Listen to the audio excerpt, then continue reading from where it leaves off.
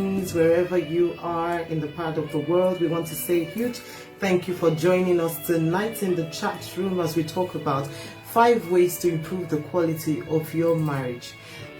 Just like my husband said, with everything in life, any sort of relationship really that you want to thrive, you want to have a good time with or in, you must be ready to make the effort. Absolutely. To work at it, you must be ready to put in the work. Yes. And when we always try to emphasize every time that the weight of marriage is too heavy to expect to put on one person. Yes. It's too heavy to put on one person. It's both parties making the effort to make sure their marriage improves. Yes. Because we live in a world where it seems like people are just expecting so much most of the time. In particular, cultures and, environments, we expect so much from the women. People expect that the wife will put the house in order. We expect that she would look after the children. We expect that she would work. Fair enough, we have to do all of these things. But the truth is, are you playing your role as a man? And are you playing your role as a woman? Because it takes 2 to tango. Absolutely. The dance tango, it takes 2.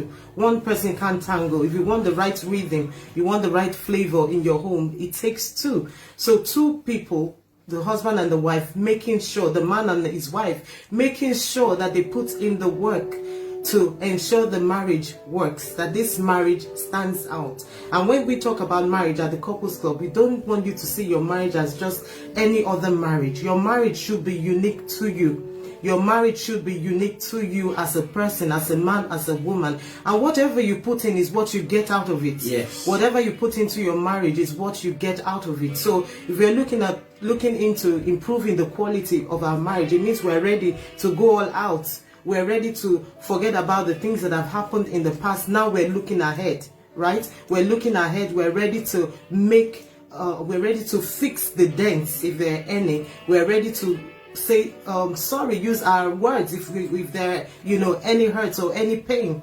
So we have to be particular as a husband and wife in ensuring that the marriage works. Your marriage, if you want it to work, you've got to be particular. It's not about dreaming. No. Or just wishing. It's not a gift. A good marriage is not a gift. You can't even pray just for a good marriage. You've got to be ready. As you pray, you've got to put in the work. Absolutely. Because if you're praying and you're not growing, you're not changing, you're not humble, nothing will happen. We have a lot of people praying, I want a good marriage, I want the best home, but the question is, are you ready to pay the price? Because there is a price to pay. So tonight we want to look at these 5 ways we can improve the quality of our marriage. And when we talk about quality, we're talking about the texture, the flavor. Yes. How do you feel about your marriage? When you think about your spouse, what comes to your mind? Do you feel excited? Are you happy that you're in that marriage? Are you being a blessing? And are they being a blessing to you? When we talk about quality, where exactly are you in your marriage? Nobody can speak for you. As interesting as it is. Yes. They can look at you on the outside and think everything is fine, but you know where you are. So there's no faking it, really. You have to find out what quality have we got right now. Yes. What is our relationship like? What is the flavor? I love that word. What is the flavor? Flavor. When you're eating, you talk about flavor, you talk about the smell, the aroma. What is the texture of your marriage? How do you feel about your marriage? Do you feel excited? And if you don't, we always insist that there is a way to fix things. Yes. We live in a world where we're quick to just dump things. We're quick to discard. If it doesn't work, throw it away. But we always insist that you can fix it as long as you are willing to. Yes. And nobody can do it for you. Nobody can do it for you. Yeah. They can pray with you, they can agree with you, but the truth is, it's still up to you. When you go back home, you're left on your own to decide how you want your marriage to be. Yes. So if you want the quality of your marriage to improve, then you've got to be ready to pay the price, put in the work. All hands on deck. There's no giving excuses. There's no thinking about, it didn't work for some people. Forget about them. Focus on yourselves. Very important. Focus on yourself. So the first point brings me now to the first point. We're talking about 5 ways. The first point, be loving. I know we've heard this word time and time, and we've even abused it, this word called love. Many people just say, I love you. But the truth is, are you really loving? Do you really love that man? Do you really love that woman? And I'm really happy that the Bible says that the man should love his wife. Yes. It's not the other way around. So your wife really will respond to the love that you give. Yes. Your wife will respond to the love that you give. So be loving as a couple, be loving as a wife, be loving. It doesn't cost much to be loving. But you know what? It's so easy after many years or even few years of marriage for love to fade away. Absolutely. It's very easy for love to fade away. Well, I think we should pause here. Yes. Because you've just made an important point. Yeah. It is possible. Yes. What do you do? My question is, what do we do when love fades? Okay, when love fades away, it means you've identified that the love is fading away. Which means, as the truth. Like, yes, I love this conversation tonight. Yes. Because more oftentimes people say that, oh, from day one we love each other until we are 50, 100. Listen, there will be time. It's about reality. Yes. There will be time where even ordinary relationship with your parents, your children, your friends, yes, it's get to a stage where that relationship actually, it's a rock. Yes. Right? Yes. But when relationship fades, wow, how do we revive it? Yeah. How do we resuscitate it? I love the word resuscitate. Because what happens, the woman will grow up, the man will grow up, and certain things will begin to come up as we go through the journey.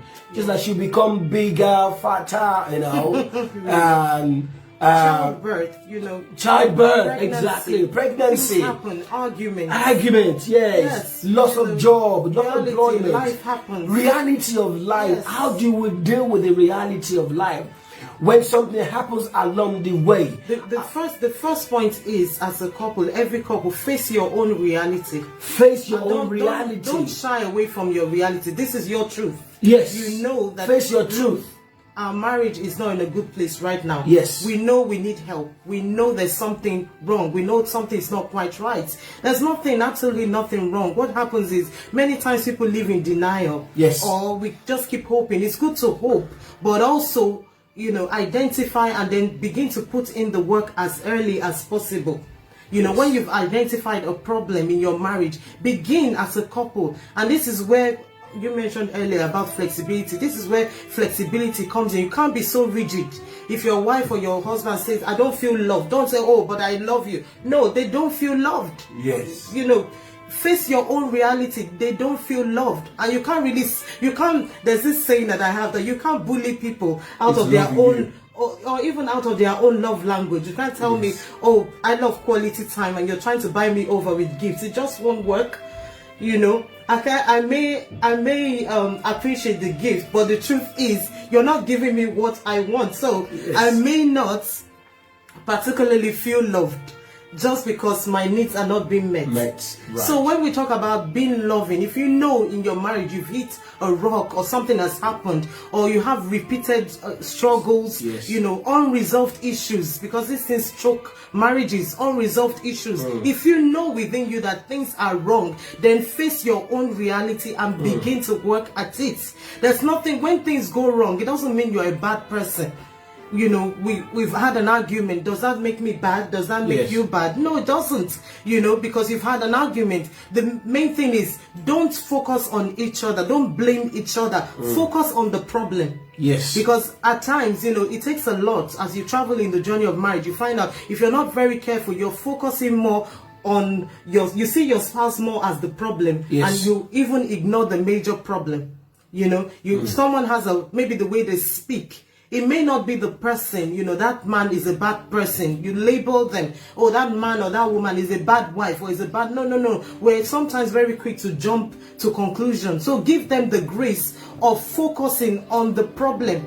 We've talked about identifying, you've hit a rock. Identify the problem. Then focus on that problem. See how you want to resolve the problem. That's part of being loving. Focus on your problem together. Attack that problem as a team. Attack it as a team. Don't see it as that's your problem, that's your no. Attack it together. Be more loving, and be deliberately loving too. I like to use that word, deliberately loving. What do you want? What will you have me do? Is there something you want me to do that I'm not doing? You see, because marriage is all about service. I can't find any other relationship that demands service like marriage. Sometimes you give and it seems you haven't given enough. Sometimes you speak and it seems like there's more to say, or you shouldn't have said it in this way. Then you retrain yourself on how to. Marriage, the totality of marriage is service. Marriage is all about service. So now be loving. Find out your spouse's love language. Do you know your spouse's love language? Or are you just giving them what you like, or doing to them as you want to be done to you?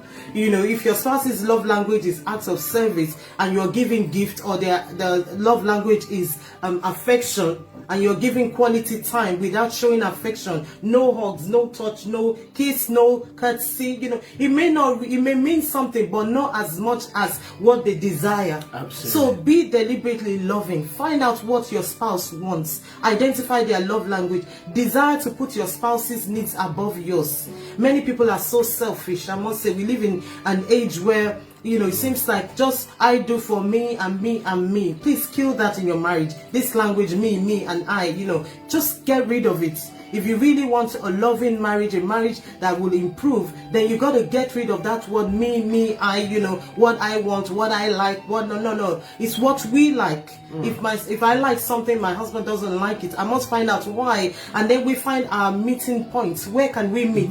There must be a center place, so everyone is included. We talk about inclusion a lot at work. We need to bring it home as well. Absolutely. Inclusion. Absolutely. Include your spouse in that plan. That's part of being loving. In part of that dream, that aspiration you have, that goal. Where does your spouse fit?